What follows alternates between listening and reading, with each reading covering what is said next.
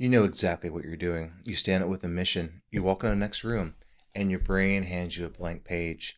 You're just standing there, confused, slightly betrayed by yourself.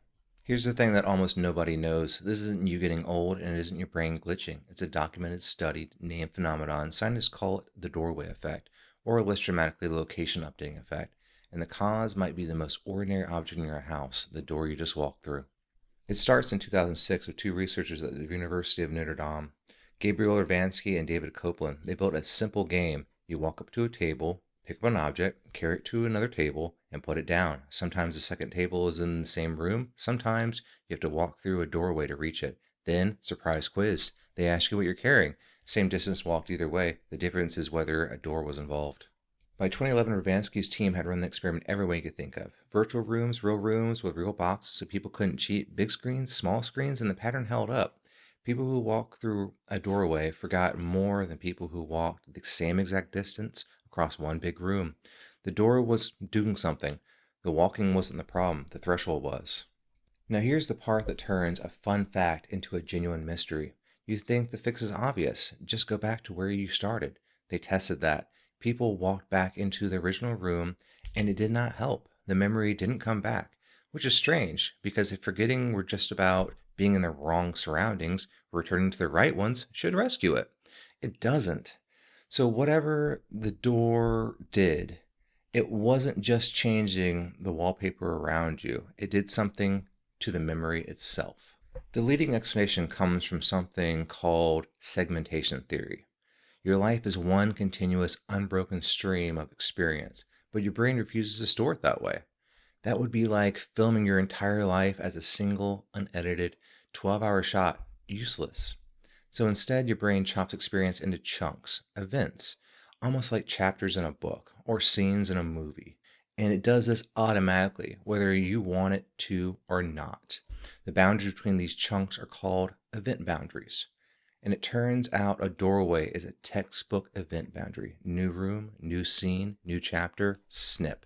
So here's the working theory. The decision you made, go get the charger, was attached to an event you were in, sitting on the couch. When you cross the doorway, your brain treats that as the end of a scene. It bundles up everything from the old room and files it away as finished business. The interpretation researchers offer is that this is actually useful. Most of what mattered in the last room usually stops mattering once you left it. So clearing it out keeps your mind uncluttered from whatever's next. The tragic side effect, sometimes the one thing you still needed, the charger, the reason, the point, got filed away with everything else.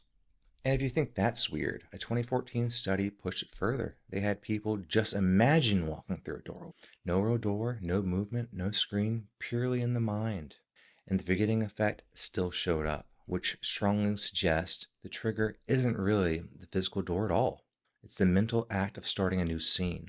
Your brain can slam a chapter shut without you taking a single step. Now, if this video ended here, it'd be like every other video about doorways, but good science doesn't get to stop at a satisfying answer. In 2021, a separate team in Australia led by Jessica McFadden and Oliver Bauman set out to study the brain mechanics behind this effect. To do that, they first had to recreate it. So they had 4 different experiments: immersive VR, watching videos, even real-world walking. And across the whole series, they couldn't find the doorway effect. No significant forgetting.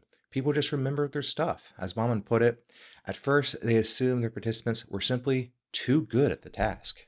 So they made it harder. They overloaded people's working memory, made them juggle a second mental task, like counting backwards while moving through the rooms. And that's when the forgetting came back. Under heavy mental load, crossing a doorway started tripping people up again.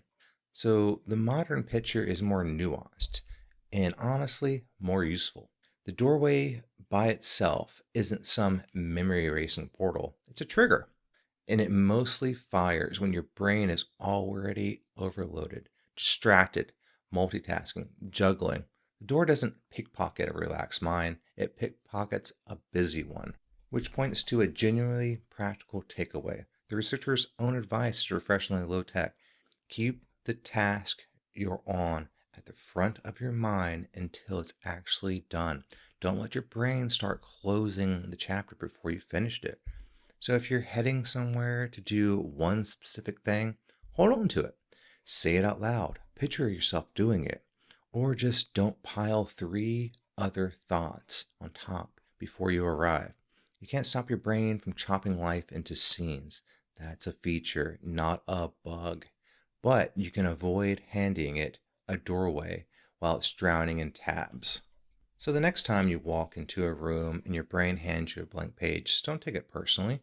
You didn't lose your mind.